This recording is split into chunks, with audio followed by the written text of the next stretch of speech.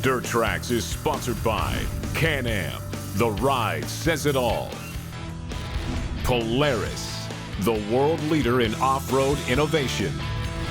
And by Yamaha, conquer outdoors.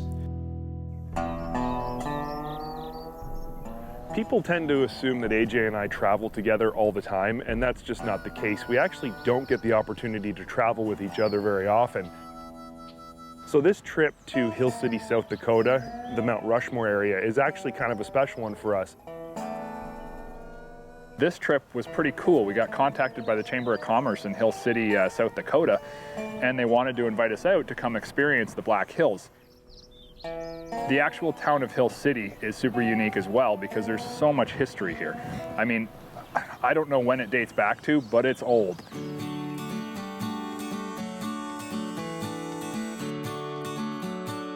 When you drive in and when you show up, you know there's heritage, you know there's history. This area is without a doubt one of the most beautiful places I've ever been. It has a really down-home feel. It has a welcoming feel. Everybody in the town loves that you're there. They don't care if you're muddy. They don't care if you're rolling in on your side-by-side or ATV. They just love that you're there, hanging out with them. The Hill City Chamber of Commerce is the group who brought us out to Hill City. And when we first pulled in, our contact, Jerry Cole from the Chamber of Commerce, met us there, and he met us with Bob, who is a local barbecue connoisseur. I was reading Dirt Trax magazine, and why it was sent to us, I don't know, but it was always on my desk every month, and I always read it. I got an idea. I took it to the board and said, let's go see if we bring the crew out, and I'll talk to Dirt Trax Television, see if we can get them out here. We were able to meet up with these guys. They were going to ride with us. They were going to take care of us while we were there. They were going to show us the sights and just make sure that all around we were going to have a good time and know exactly where to go. There's nothing better than going to an awesome destination and getting to ride awesome side-by-sides. So we called Arctic Cat, and they hooked us up with two Wildcats, a Wildcat Trail and a Wildcat Sport. The Wildcat Trail was a limited model, and it just basically has some cool graphics and other upgrade features, but it's a very low slung vehicle, so it handles great. It's low to the ground, and the trail model's 50 inches wide. I'd never ridden a Sport before, but I'd put a lot of time in on the trail in the past season, and the trail is a great little vehicle. 50 inches wide, 700cc motor that performs more like an 850, but because I'd never ridden the Sport before and Luke had a little bit of seat time in it, I opted to go for the Sport, which is the wider 60-inch version. It still has the same 700 motor, but it was also a limited, so it had cool Elka Stage 5 suspension that's fully adjustable, had power steering, had the cool wheels and tires. We were definitely geared up. Arctic Cat hooked us up, and they gave us some rigs that were going to be a whole lot of fun for this week. Once we finished looking over the vehicles, it was time to ride, so we got our gear on. And the first part of the ride to get to the trail network is to ride directly through town. You can ride your side-by-side, your ATV, on any street, any highway that is not an actual interstate. You can ride your ATV and side-by-side at the same speed that cars go. I don't know anywhere else that you can do that in the US. There might be a couple places, but this is extremely unique. So we were able to just put our gear on, jump in the side-by-sides, and drive right from the Hill City Chamber of Commerce and go to the trailhead. The first trail we hit was just a really cool tour, way up on top of the hill. The terrain was rocky but smooth, which seems like a contradiction, but it works in this area. Our Wildcat 700s handled it perfectly. They handled the rocks, but had more than enough power to get us up the steep stuff. And it seemed like Bob and Jerry were beginning to trust AJ and I in our driving after a little bit. Trails and recreational ATV and side-by-side riding in this trail system are relatively new in this area. They're only 5 or 6 years old, so there hasn't been a whole ton of people out here to experience them. However, they are still very easily accessible, well-marked, and a lot of fun. They're not like completely overrun, they're not all rutted out, it's not crazy. It's fresh, and we almost had a feeling like we were some of the first people to go out and do this, which is really cool. Well, when the Forest Service enacted the trail system, they pieced together a series of trails and roads that you can now ride over 3,000 miles of trails and roads that are legal to ride in the Black Hills. During the ride, Jerry leaned over to me and said that he knew of a really cool spot in the area that he wanted to take us, something that not a lot of people even knew was there, and he wanted us to go there and check it out. So that was where we headed as a destination for our first day.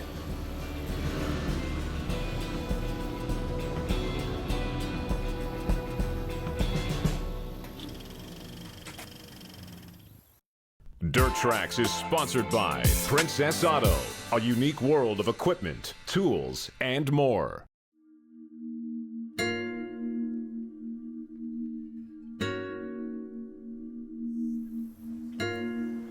This spot is known as the Sand Mines, and it's an old silica sand mine from the 40s, I guess. And basically back then they just dug straight into the side of this mountain and mined the silica. And when you look at it from the outside, it looks just like 3 great big holes in the wall of sand. But the reality is it goes way back in there, and you can go a long way inside those mines and explore as long as you've got a flashlight.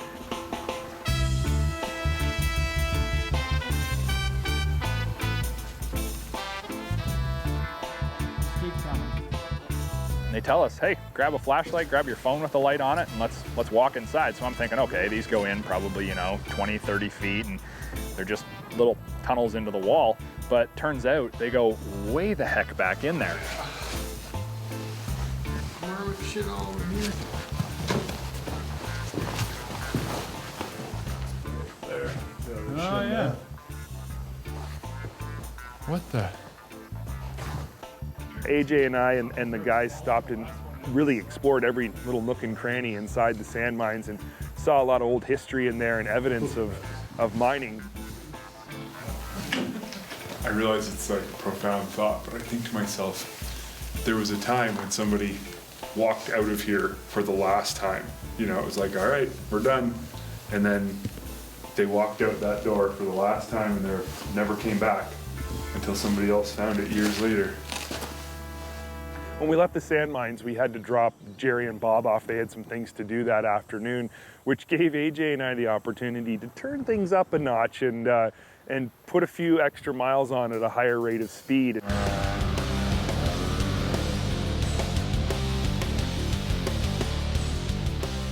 Wide trails, literally almost 2 side-by-sides wide, and you could run at high speeds, very safe, and have no concern of anything. I mean, honestly, these trails out here, they just keep going on and on and on, and they're all beautiful. I mean, we rode for 50 miles just in the afternoon and didn't see the same trail twice. We saw a lot of scenery and we saw a lot of variety, but not the same trail, which leads me to believe that the trails here really are almost endless. We were able to pick up the pace. There was some water out there, and we were able to slide through some puddles at high speed. I got gnarly dirty. Luke was riding behind me for this section. He got gnarly dirty, but we had a blast. On this section of trail, it was pretty clear. AJ had an advantage with that 60-inch wide Wildcat, but the trail handled great. And there certainly was nothing it couldn't do. It rode good through the bumps, what little bumps there were. It handled the mud really well. I would have liked to have had a windshield and some doors maybe, but other than that, it didn't get stopped by anything we encountered. And generally speaking, you're just very comfortable in this vehicle. Power steering makes it easy to drive, and there's always enough power on tap, no matter what obstacle you encounter. It was a blast. We got to this trail system by side. We rode there, and we went back to the place that we were staying by side. How cool is that?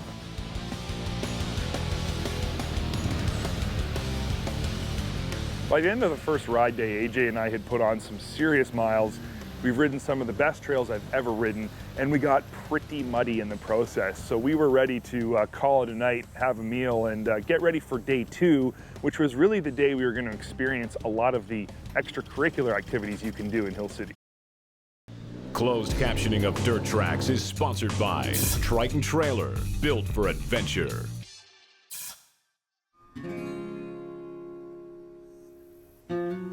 The Black Hills of South Dakota, Hill City area is such a beautiful spot. I mean, honestly, it's like nowhere else in North America.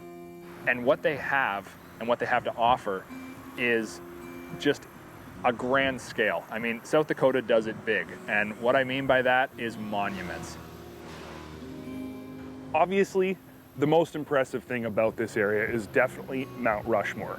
And AJ and I visited Mount Rushmore when we were just little kids. I remember being in the car with them. I remember driving up to Rushmore. I remember him driving me crazy while we were there. But this was different because we were doing it on side-by-sides. We arrived at Mount Rushmore really early in the morning, so there was nobody else there. Nobody else was crazy enough to be up that early. It kind of gave it like a VIP special kind of permission entrance type deal. It felt very special. It felt like the park was just open for us that day, which it wasn't, but there was no one else on site. We got to just, park on the parking ramp, walk up the front steps, and you're going through the avenue of flags where they have every flag from every state in the US. They have the dates from when they joined the Union, which is really unique. Mount Rushmore itself is spectacular, a little bit breathtaking. To think how much work went into this, how much effort, and how long ago it happened, how much technology they didn't have to accomplish this goal. It really kind of takes some time to get your mind around it, but we had a good time checking it out, spending some time just kind of soaking up the ambiance of the area and reminiscing about the times that AJ and I had been there years ago.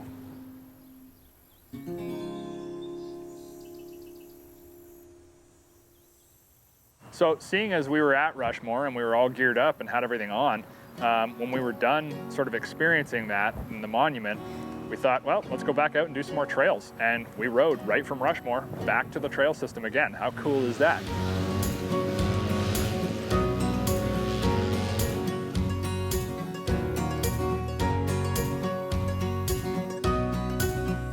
A little higher speed this time, a little less kind of mud puddles, but more established mud holes. And we definitely took it up a notch, as AJ and I always do when we're riding together. There was way more mud here. It got really greasy in a couple of areas. There was some cool little jumps that we could launch off of. And it was just, again, kind of a free-for-all. Hey, go out, have fun, ride safe, get really muddy, and experience all that these Wildcats could offer and what the Hill City area trails could offer us. The Wildcat Sport truly shines here. I mean, it's big, it's wide, it's got Elka Stage 5s on it, power steering, and a motor that really wants to perform. So I was able to open it up, get it sideways. I was able to lead just because I had the better suspension and was able to really go through stuff, a little more aggressively.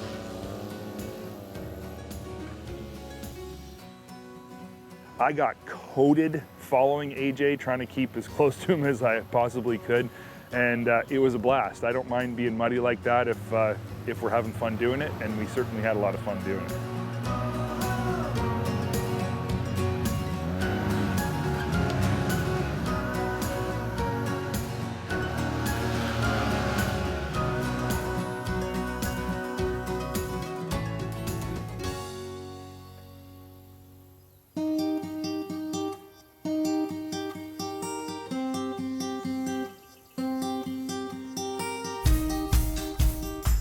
Jerry from the Hill City Chamber had organized for our kind of last stop to be able to bring the side-by-sides into town and experience sort of the town culture, experience some of the people who own shops and businesses within the town, and just sort of rub shoulders with them. And there was food and there was beverages, and we were able to show them a side-by-side and what it was all about. And I think there's a bunch of people in that area who really didn't understand the kind of fun you could have. We met some great people. We had a great time. They're definitely welcoming there. They loved that we were there. They loved that we brought our side-by-sides. They were happy to have us there, and they'd happy to have you there too. Anybody who wants to show up in Hill City is going to be welcomed and have fun. There's no question about that.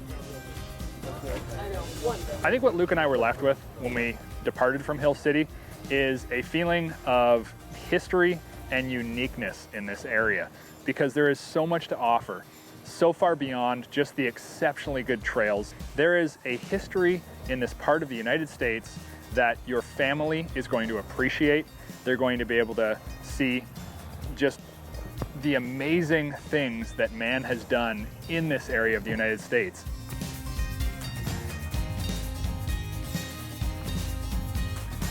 We had tons of fun. There was never a shortage of extracurricular activities to keep you or your family busy. We found lots of stuff to keep us entertained, and as ATVers and side-by-side riders, the most important thing is there's no shortage of awesome trails, and we certainly explored as many as we could. This was a trip that AJ and I got to do together. We got to form some more memories, and it's one I will never forget. The test ride for today's episode is one that I've been excited to do for quite some time. But before I get into the intended purposes of this brand new vehicle, I want to outline exactly what it is not. The Dirt Trax wrecking crew seem to jump just about everything that shows up here, but this all-new 6x6 Can-Am is not going to leave the ground, so don't expect to see it.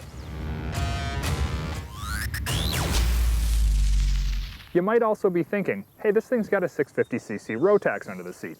This 6x6 must really fly. While the 650cc Rotax is exceptionally crisp, this is a 6x6 utility vehicle and in no way should be driven at high speeds out on the trails. We wouldn't do it, and neither should you. Well, now that we've got all the housekeeping bits out of the way, I can show you who may actually be using this vehicle and what it's capable of. The 6x6, whether you find it awkward, sexy, or awkwardly sexy, is anything but. Awkward, that is. This vehicle may just be the most capable, most versatile, and longest ATV to ever be produced, measuring in at a healthy length of 10 feet. And with all this length, you get one seriously large cargo box that's not just a great place to put all your gear, it's a Swiss Army-like utility center that offers stowage and security in a succinct and systematically separated storage space.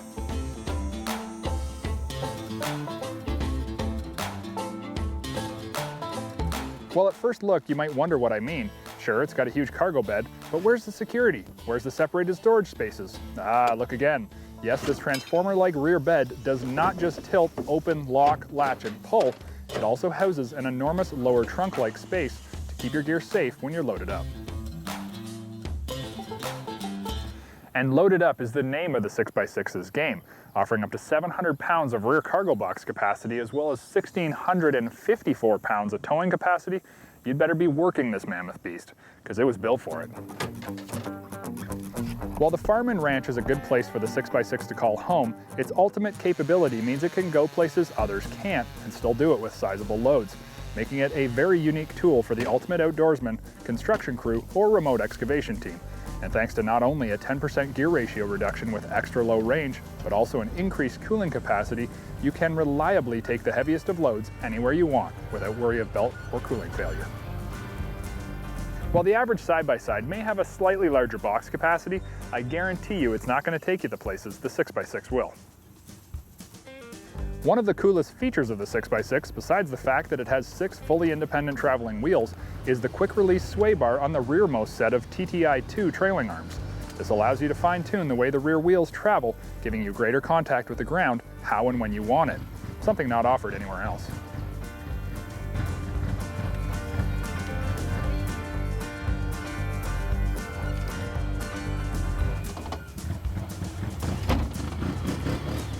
While you're out traversing nearly anything that nature can throw at you, you'll be happy to know that the 6x6 comes only as an XT package, which means you've got all the goodies.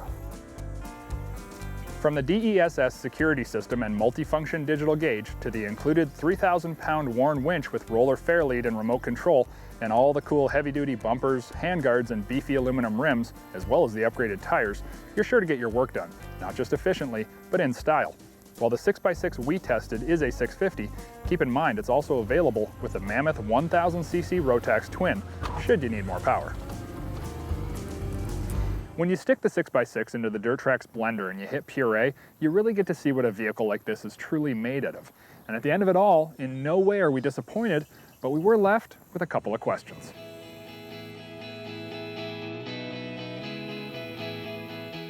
With such a huge rear box and available length, one lacking feature which stands out like a sore thumb is a built-in second-person convertible seat like the Polaris X2, or at least an accessory clip-on two-up seat. And secondly, the lower storage box under the bed is incredibly nice to have, however it does lack a watertight seal, meaning any important gear you do put down there will indeed get dirty and wet.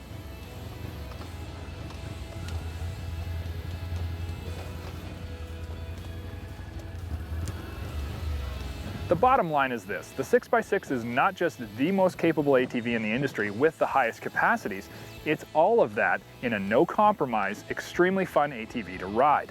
The 6x6 is more, and more truly is better. Dirt Trax Television has been sponsored by Polaris, the world leader in off-road innovation. Can-Am, the ride says it all. And by Arctic Cat. Share our passion.